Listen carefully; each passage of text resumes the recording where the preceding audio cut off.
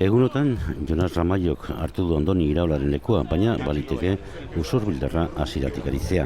Si hubiera riesgo, arriskurik balego nahiago genuke ez jokatzea, baina jokalariak berak uste badu erabat zendatuta dagoela, orduan jokatuko du, bai.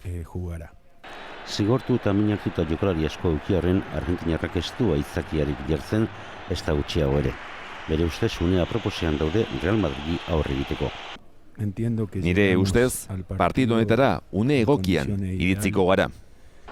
Erdialdean baloia esgaltzea eta jabetza aukerak sortzeko baliatzea izango dira Bielsaren esanetan partiduna egiteko klabeak.